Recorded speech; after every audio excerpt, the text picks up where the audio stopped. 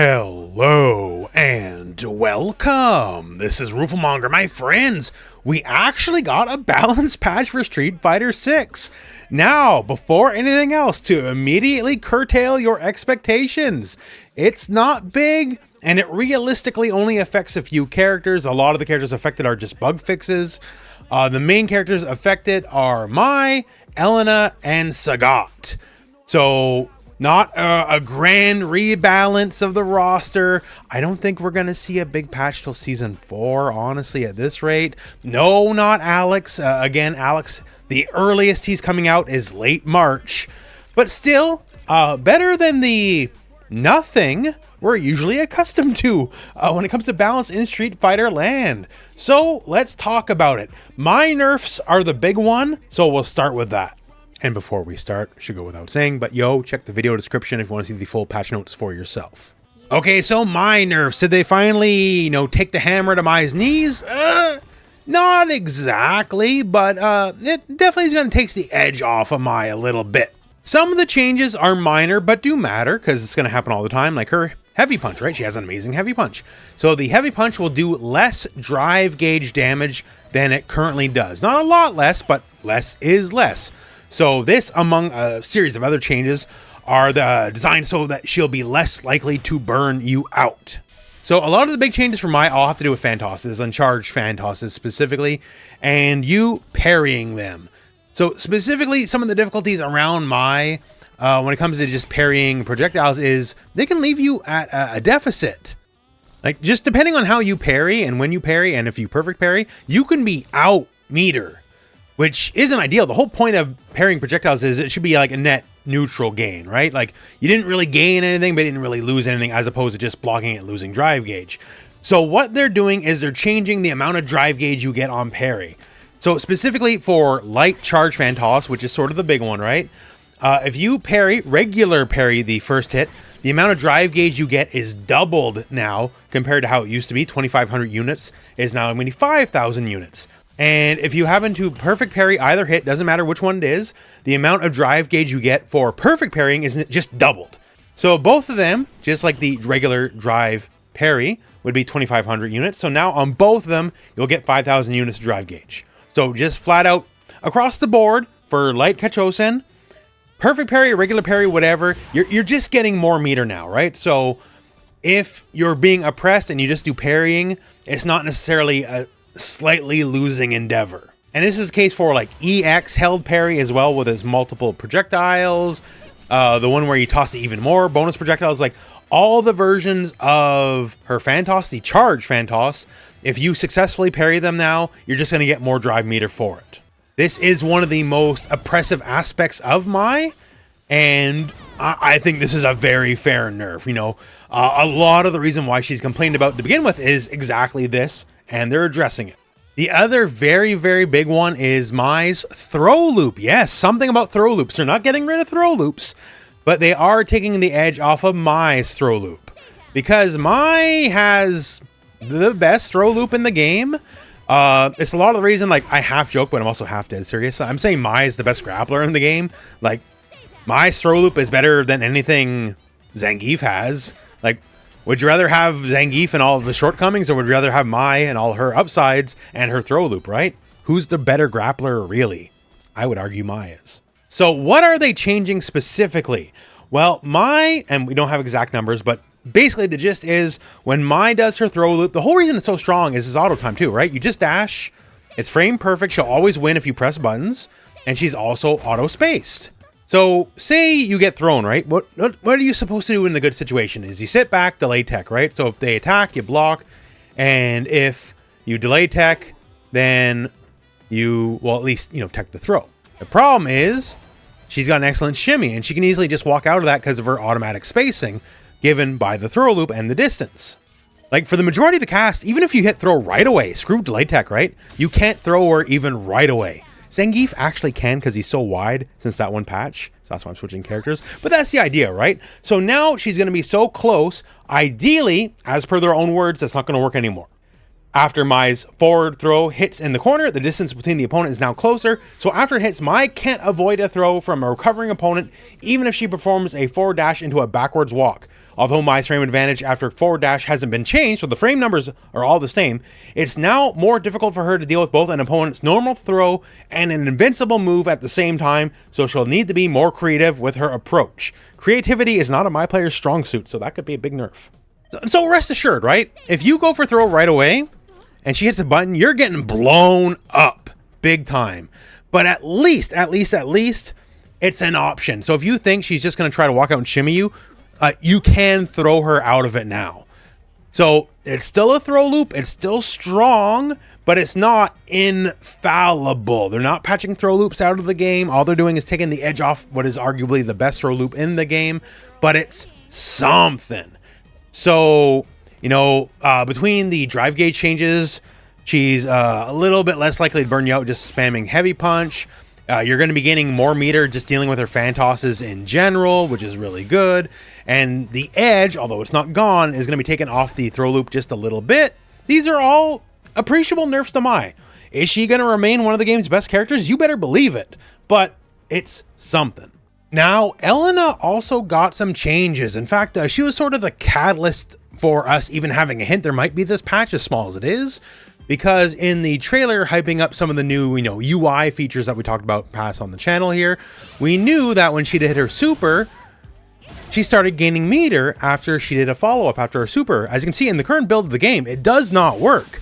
Now, there ain't no patch yet, right? But we saw that in the trailer, like, how is she getting meter? So that's one of the big changes she's getting now, is she can get meter after she hits somebody with her level 1 follow-up and do any amount of successive hits after the fact. Like, it's not going to be gigantic. Like, realistically, you're only getting, like, a hit afterwards, but better to get some meter than none. So that's nice quality of life. Also quality of life, they're making the super just faster.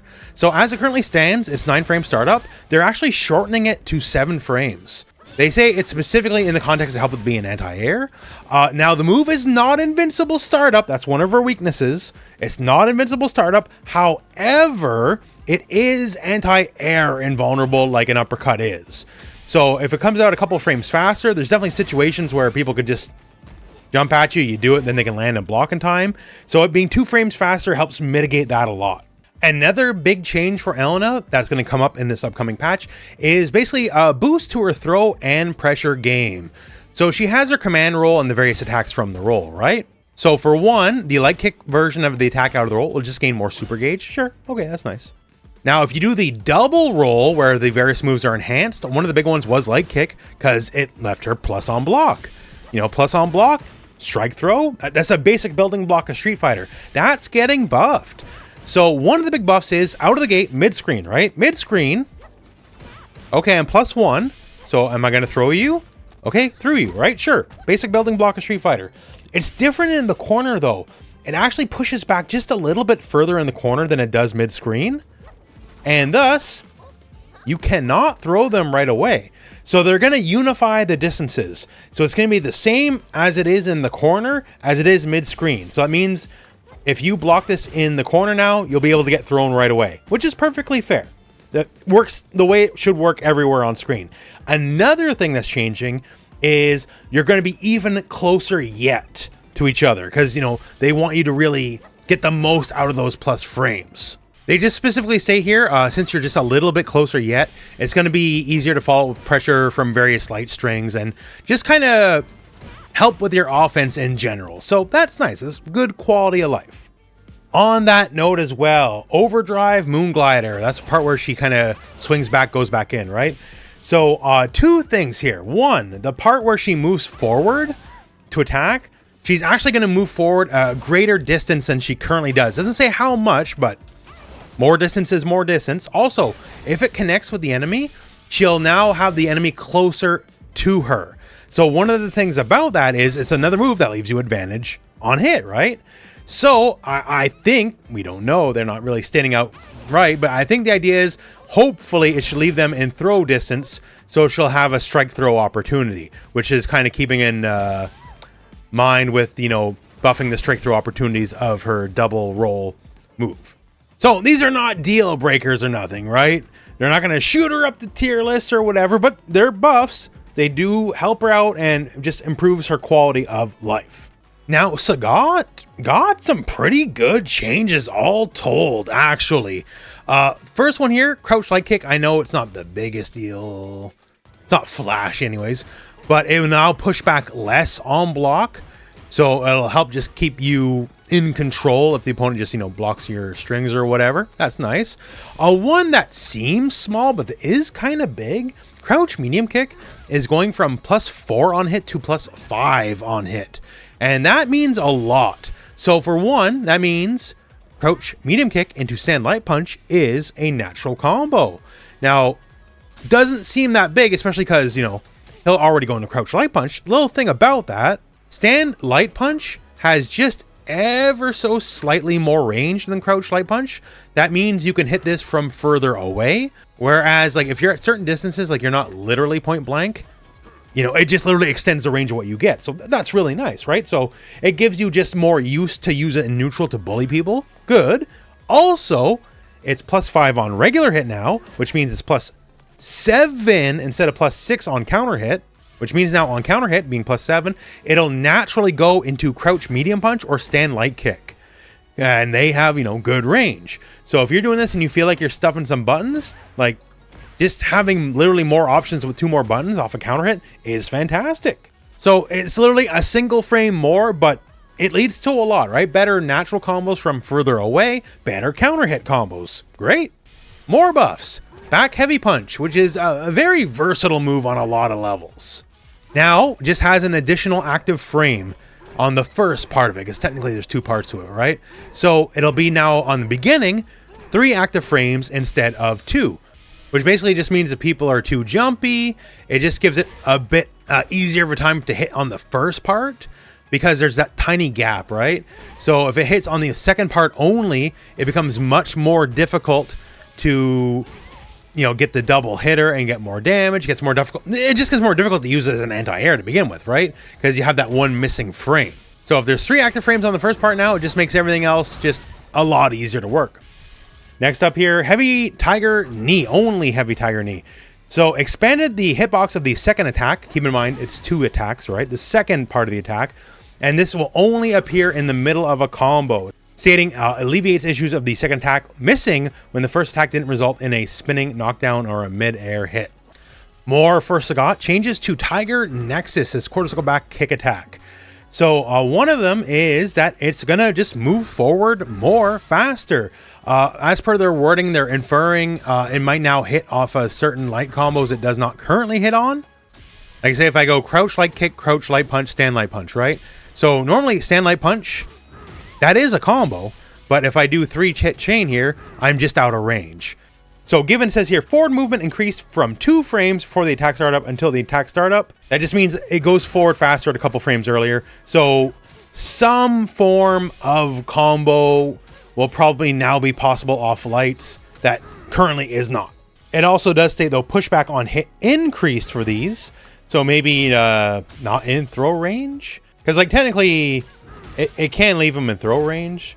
You don't do the follow-up. So we'll see. We'll see. Also, the changes for Mighty Tiger have changed up a little bit here. So the light kick follow-up, the overhead, says pushback on hit increased. So they're further away. Now, he's basically directly on top of you here. So not sure, but I think the reading is on top of him just having, the slight advantage here because he is +3. He we'll see, be able to shimmy you. As it currently stands, given that he's so slow, right? Like, you're not walking out of it if they throw you right away. So if the pushback's increased on hit a little bit, maybe it'll give us some distance to do strike, throw, shimmy. The medium kick version, the plus on block one, still remains plus on block. It just does more drive gauge damage. So if you block this with both hits combined, given the numbers, it'll probably take the full bar. And the heavy follow-up, the one that's also plus on block and launches, pushback on block reduced. Now, as it currently stands, you're almost always going to be in throw range afterwards. So if it's reduced, well, then I guess you'll always be in throw range, and you're just going to be like touching the other character model at that point. And the last big interesting one to go into here is heavy tiger uppercut held. Now the wording's a little funky here. So it says the attack will now go into a cinematic when sitting on third active frame. So as it currently stands, if it hits on the first or second active frame, you get the cinematic. It doesn't state that it's going away, so I'm choosing to believe this. So currently, that's what happens if you hit on third active frame. It just comes in uppercut. So they're not removing it from frames 1 and 2, they're just adding it to frame 3. So in certain juggle situations, it's easier for you to get it, right? It also does 1700 damage if it hits on frame 3 or later. It's going to be buffed a little bit. And basically everything around hitting on the third active frame is going to get better. We'll wait and see, I guess, but that's the way I'm choosing to read this.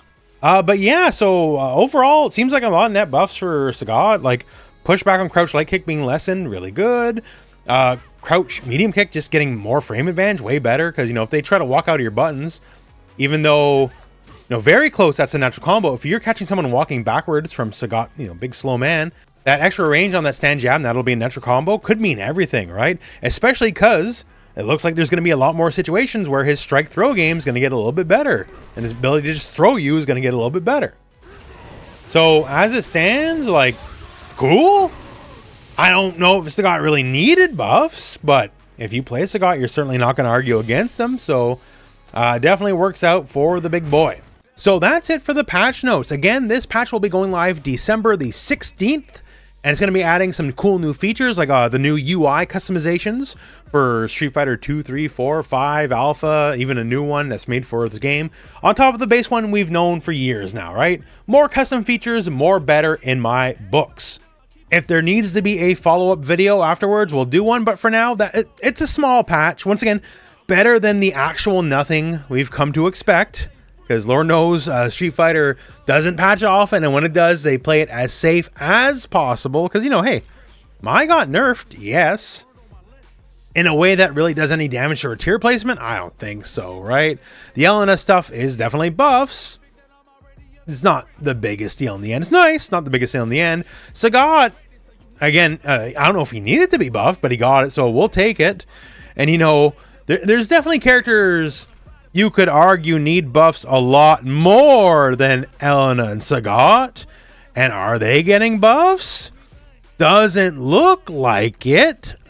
But maybe we'll have to wait for the Season 4 patch 6 months from now or whatever that's going. I don't even know, man. Time to shake the game up a little bit. Season 3, you played it super safe. You got your sales. Maybe you're scared of pulling in Tekken 8 with the bad patch. I don't know, but it's time to shake things up. If things aren't shaken up for Season 4, I'm going to be very disappointed with the game because we've, with small differences, have been mostly playing the exact same game for a good long while now. And, shake up, just like Super Street Fighter 6, Street Fighter 6 Arcade Edition, Ultra Street Fighter 6, I don't know, right? But anyways, that's the ramble. So that's the news. Again, if you want to see the full patch notes, because there's also a good amount of bug fixes for some of the characters, please check the video description. The patch notes are linked there. And otherwise, that's the end of the video. So thank you very much for watching. Hope this video has found you well, and go out and play some Street Fighter.